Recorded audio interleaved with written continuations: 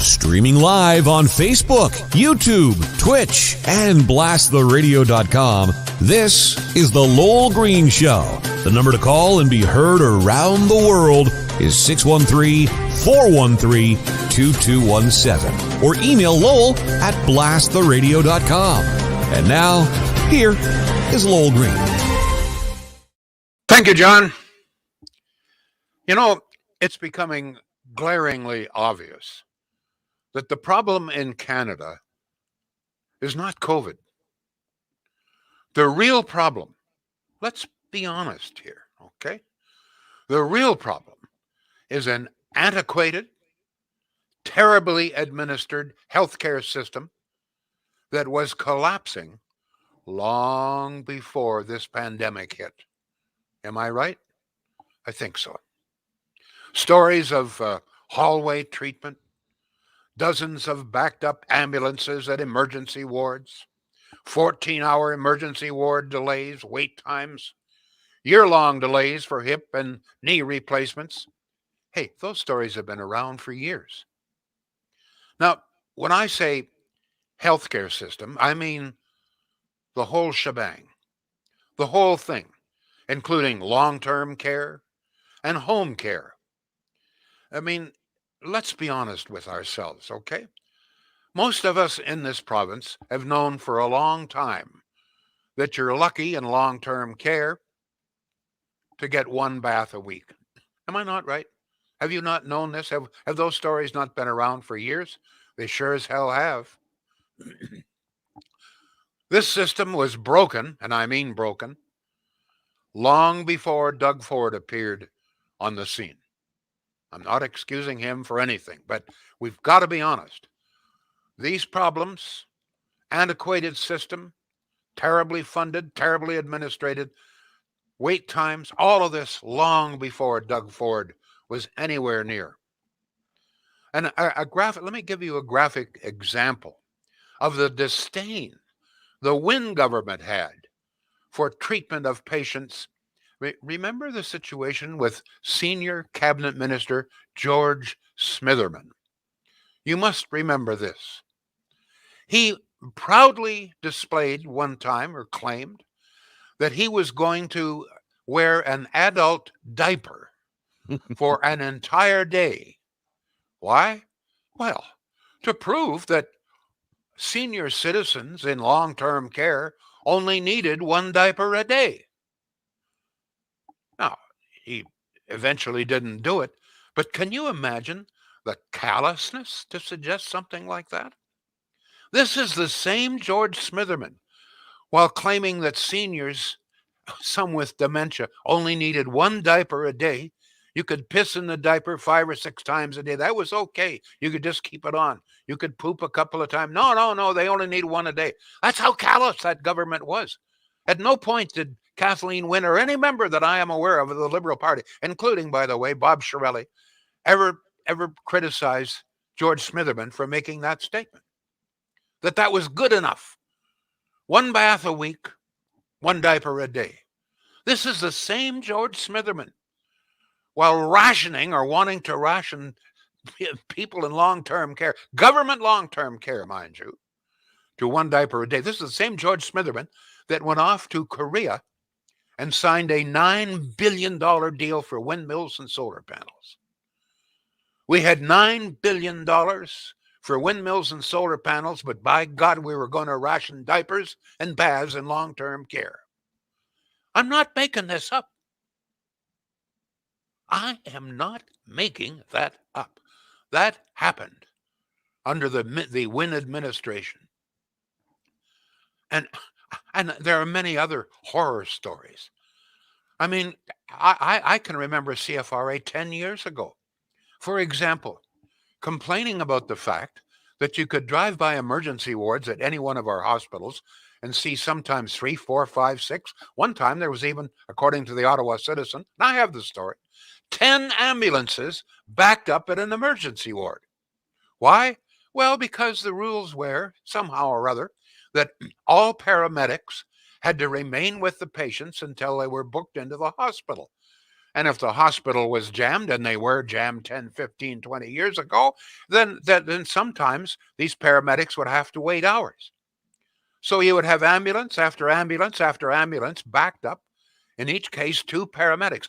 And the hospital administrators, honest to God, some of whom are being paid $4, $5, $600,000 a year, couldn't figure out how to figure that, how to fix it. It was only last week that apparently some of the geniuses at the Queensway Carleton Hospital came up with a great idea. An idea that a 10-year-old kid could have come up with in 5 minutes. But after 20 years, they finally figured out at the Queensway Carleton how to deal with this. Hey, you know what they said? Let us just have one paramedic stay in the hospital, okay? And she can handle the ambulances from 2 or 3 ambulances.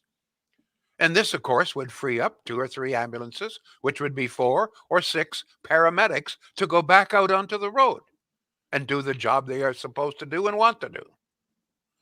It's taken 20 years for $400,000 and $500,000 and $600,000 a year hospital administrators to come up with that brilliant bloody idea. I can remember 15 years ago, and honest to God, I keep a log of it. It was 15, 16 years ago when I was suggesting, listen, the very same thing, except in my case, I said, why don't you have a nurse or 2 nurses for that matter, but free up the ambulances? They were complaining that the ambulances, well, we didn't have ambulances here, there, they were all booked. Half of them were booked up with the paramedic. I've been in the hospital and I saw 6 and 8 paramedics lined up there waiting for their patient to get administered. So finally, one hospital administrator at the Queensway Carleton has come up with the answer. Take them 20 years to do this. And you wonder why our hospital system is collapsing with that kind of administration? Think of it. Billions on windmills, solar panels, but rationing health care. They couldn't figure out a simple little problem like how to get those ambulances back out onto the road. Unbelievable. I mean, that's, to me, that's just one situation. And what are we left with? Well, we're left with a situation where here in Ottawa, if you check, you'll see that the reports are that our hospitals, there's 4 major hospitals: Queensway Carleton, Civic, General, Montfort. That's 4 major hospitals. There's 80 ICU beds in the 4 hospitals, okay? As of today, there are 6 people with COVID in ICU.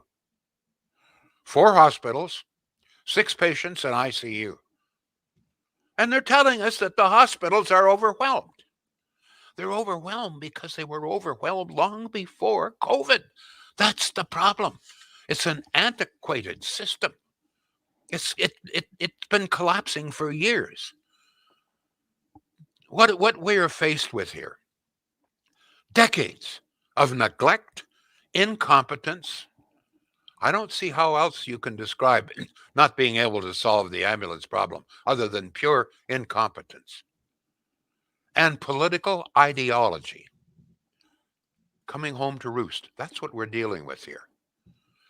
You know, we devastate the we devastate the country with lockdowns, isolationism, school closures, the whole thing. You know what we've done. Not because our hospitals can't handle the situation because of COVID. They can't handle a situation because they were jammed long before COVID came along.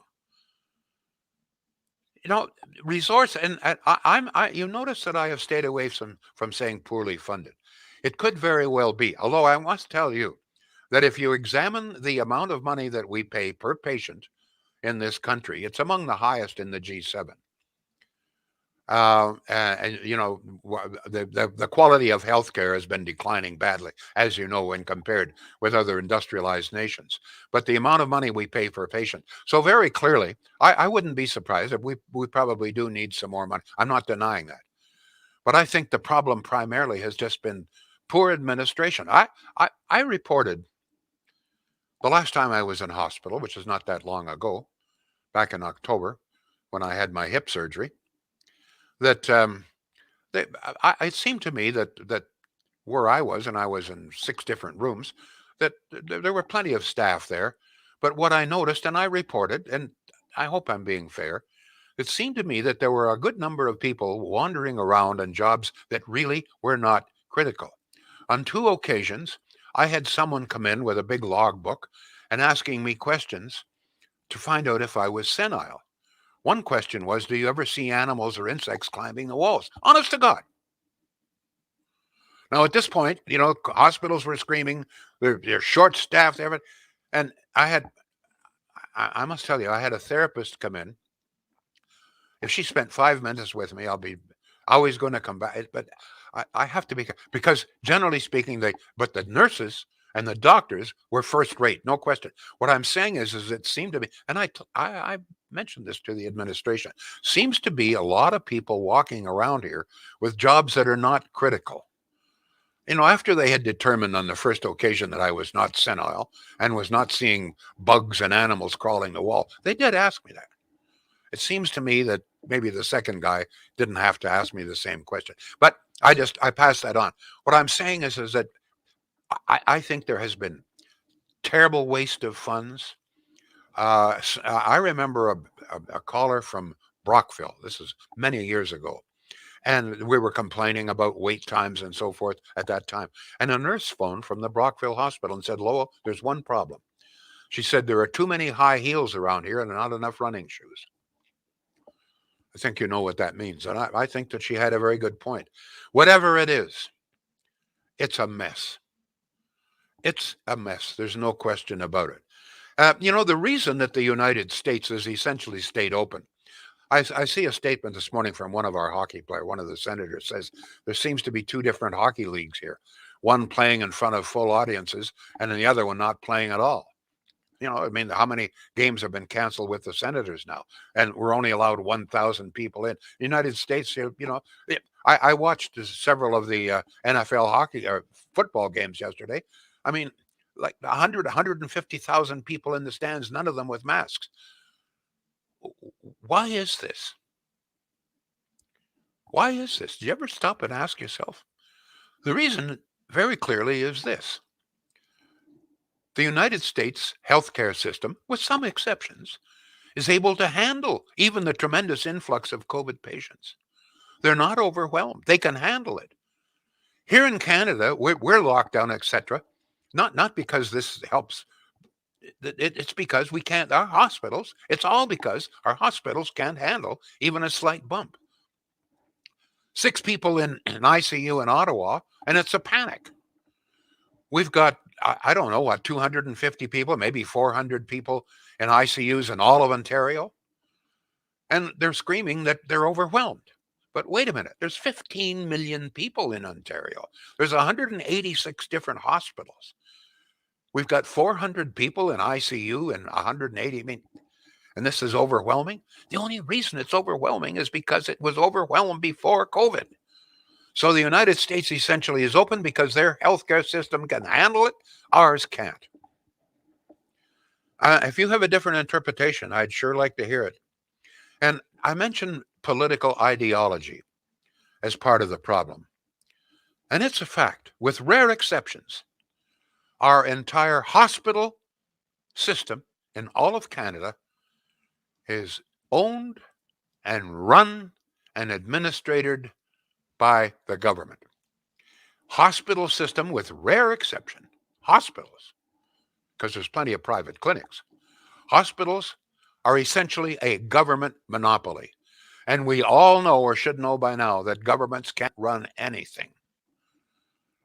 I've mentioned this many times. Can you imagine the chaos if governments ran all of our grocery stores? We'd all be starving.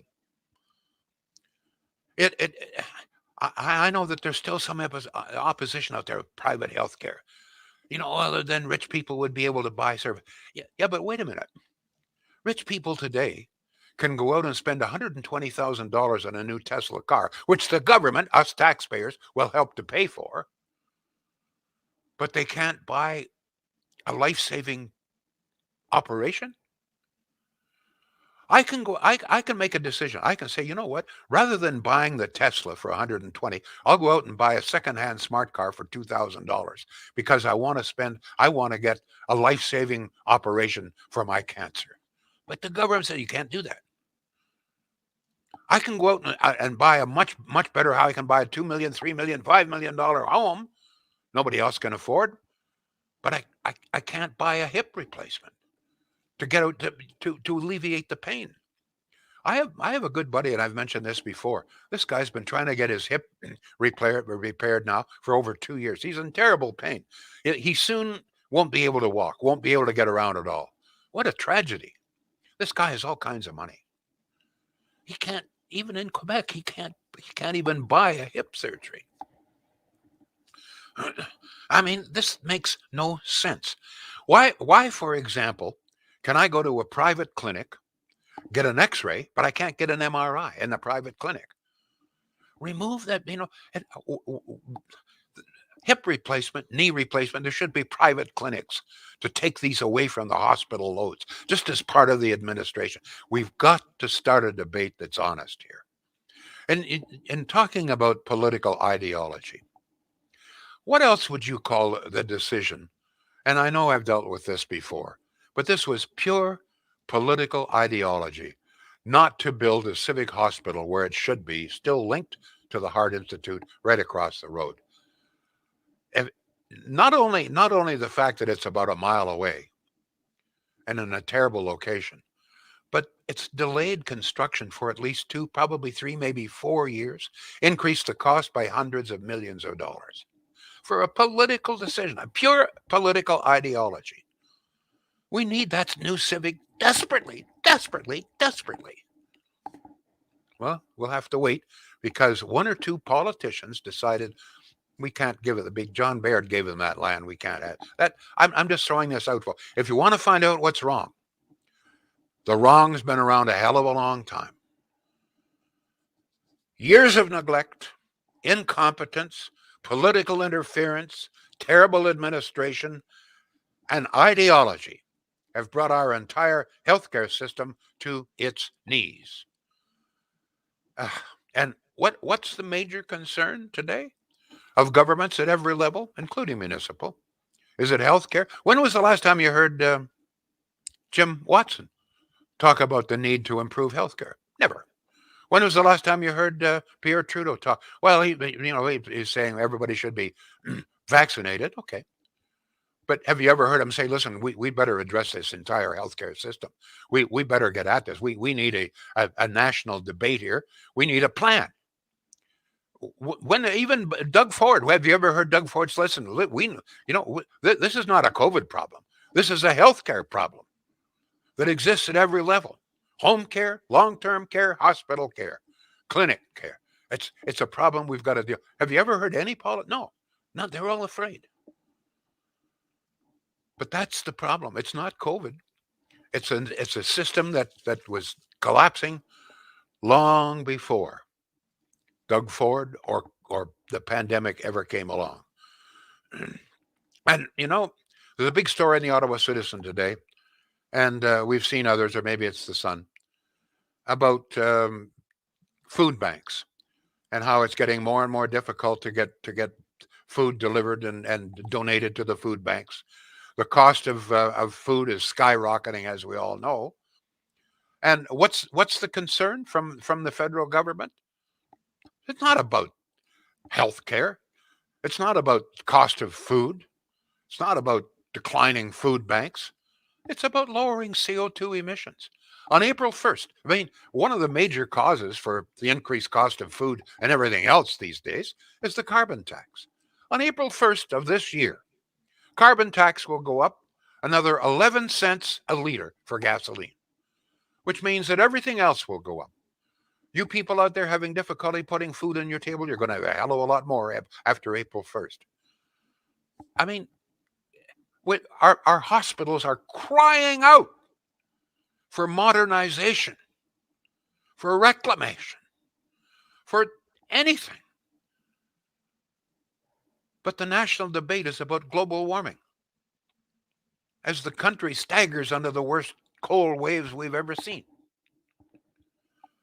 Does any of this make any sense to you? John, I'll tell you what makes sense to me. Saving money, dealing with good people, shopping local at Shields. Whether it's mattresses, furniture, appliances, electronics, or steaks, or hamburger, or sausage, you cannot beat Shields up there in Pakenham. Good folks, and more and more. I'm getting more and more reports about great service and saving money. Check the website. That's a great website. This is probably one of the best websites, easiest to understand. If Lowell Green can understand this website, you can. Believe me. When it comes to technology, I've got the brains of about a 4-year-old. Well, maybe a 3-year-old, but I can figure this one out. Shields.ca. John, any response to any of this? Oh, just a little bit. Okay. Sit back. I'm going to read you a book, a very, very long book. We got a lot of comments. All right. We begin with Ray on Facebook. It's about time. We need this national debate. Go ahead. We do. Ray says, and you can't get a family doctor because they have a quota. Kim says, why do overpaid athletes have priority for medical services? Oh, come on. Let's deal with the real problem, okay? Let's not deal with these little fringe issues, okay? Go ahead. Angela says anything run by any level of government is a disaster. People should be limited to working in the government for no more than 10 years and then enter the private sector to see how things are done. It's true. It's amazing. Can you imagine a government monopoly on food? I can't. Supposing you could only go and buy food at a government store, run by government employees, administered by government employees. How long do you think it would be before you starve to death? But we have put the government in charge of something just as important as food, our health care. It's a government monopoly, and we wonder why it's broken. Go ahead, John. Well, like I said last week on the show, I think a lot of it has to do with the fact that no leader wants to step up and try and put the money into it because they won't see results until probably 2.5, 3 terms in, and they won't be around to see the results of that. I'm not even sure if it's money. I think there are so many changes. Look at the change that's been made. This didn't cost the Queensway Carleton any more money to simply have one paramedic, to deal with 2 or 3 ambulances. That didn't take any money. That just took a little bit of administrative genius. Okay. That's never made any sense to me. And we found ourselves in a situation over the weekend. I'm sure you're aware of this, where we were having to call in paramedics from Gananoque to look after emergencies in Ottawa, for crying out loud. But what I'm sitting in the hospital babysitting a patient. What I'm saying is, there's an example of that wasn't money. That was just common sense. I mean, don't make 4, 5, 6, 8, 10 paramedics stand in the hallway for hours. It's insane. Have someone handle that, a nurse or a volunteer. Well, you kind of, but a nurse or another paramedic, which is what they decided after 20 years. It took them 20 years to figure this out. Well, if they couldn't figure that out, think of all of the other things they haven't been able to figure out. Go ahead, John. Here's a thought. How about we put paramedic or nursing students in the hallways to look after the patients while the paramedics get back on the road and do their thing? Just a thought. Carolyn says Canada has closed hospitals, so-called streamlining healthcare. ICU and emergency room units are reduced in number to save money that the federal government hasn't put into the provinces. Hospital bed and rooms have been turned into offices. Shame on our administrators. A text at 613-413-2217. Lowell, it's not just in Ontario. I'm not sure if all the provinces, but I know Nova Scotia's emergency rooms had and probably still have patients in the hallways for hours. We are already paying extra on our taxes for medical benefits if we make over a certain amount of money. Why can't they fix the capacity restrictions with this money? Because I've said this repeatedly. This is not an Ontario problem. This is a Canada-wide problem. Government run all of the hospitals in Canada. They dictate healthcare policy, and by the way, the amount of transfer funds to the provinces. It's in every province. The entire healthcare system in this country is collapsing. It's deteriorating. It needs drastic modernization. This is a healthcare system that was designed. Well, the Civic Hospital is over 100 years old. This is a healthcare system that was designed originally about 100 years old. And in many cases, the philosophy really has not changed all that much, except there is a hell of a lot more administration. Go ahead. Deborah says, my friend had a hip replacement at the Duval Clinic in Montreal and paid for it. That clinic is private. Ray says, am I wrong in thinking that when the GST came in, it was supposed to be for healthcare?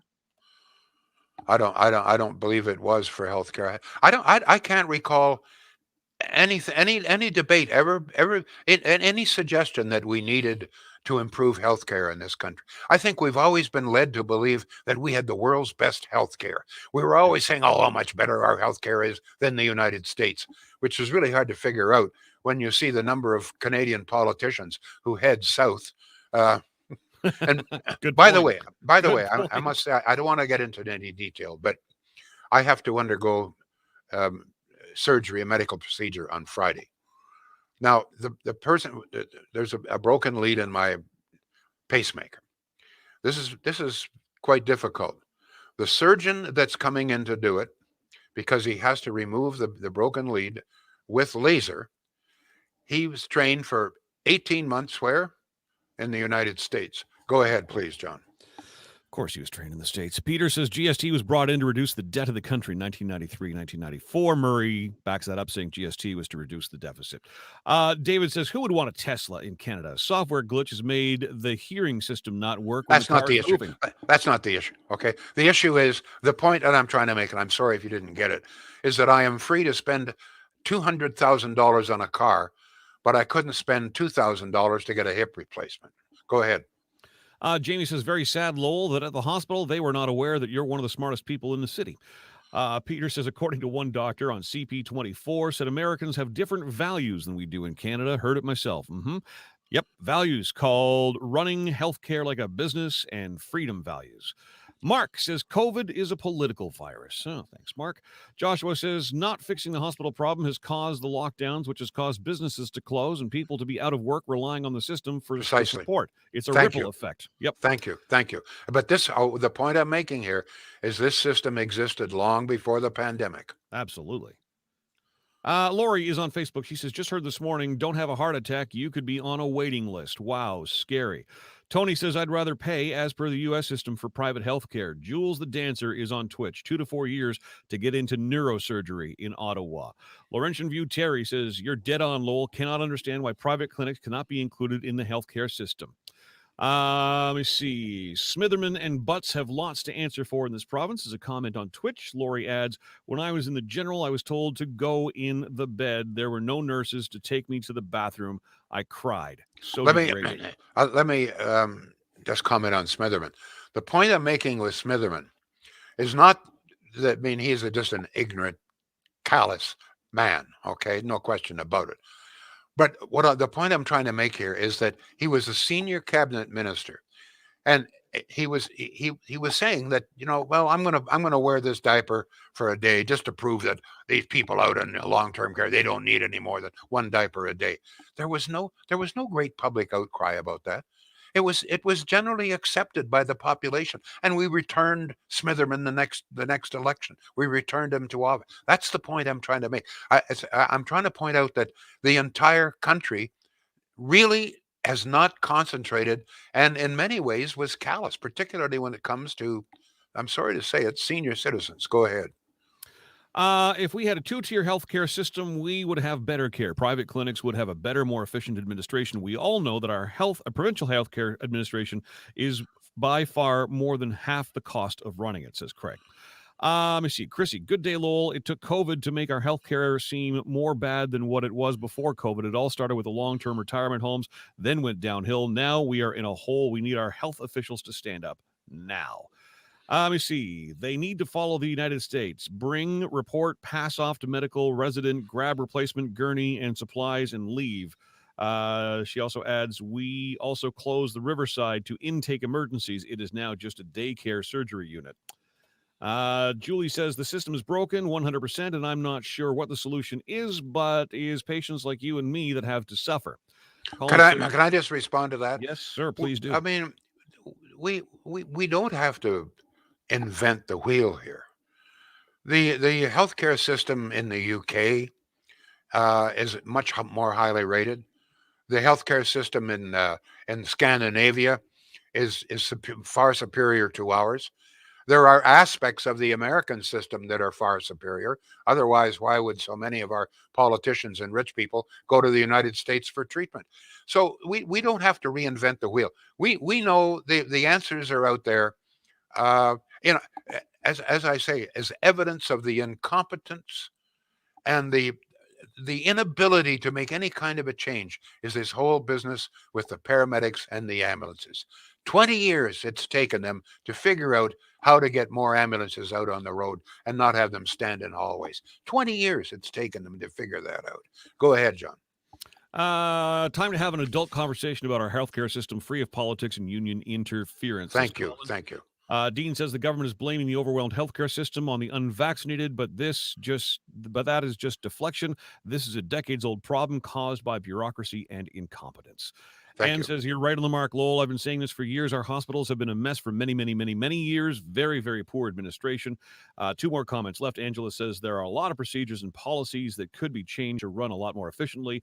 And finally, last word to Peter says, look how much money the CEOs are making in the hospitals, but nurses are limited to hours because they don't have enough money to pay for more nurses and hours to cover the work. Thank you all, folks. Please do what you can. As citizens of a democracy, we have a responsibility, I believe a duty, to do whatever we can to improve our lives, to improve the world, to improve our country for our children and grandchildren. And, at the very least, I'm looking at letters to the editor. I still don't see anything there from any of you. Write or phone or text or whatever. I mean, it's so easy now just to text your MPP or your MP. We need a national debate on health care. The system has got to be modernized, okay? And it may not just be money. It's got to be modern. It's got to be brought into the 21st century. Please do your share. Let your MPs, let your MPPs, let your newspaper editors know this is a healthcare problem, not COVID. This is a healthcare problem, coast to coast. Thank you all. We'll be back. The Lowell Green Show is seen and heard live around the world at 2 p.m. Eastern. Connect with us online at blasttheradio.com/Lowell Green. Can't join us live? Download the Lowell Green podcast. Available on Apple, Spotify, Google, and more. Ask your smart speaker to play the Lowell Green podcast. This is a production of blasttheradio.com.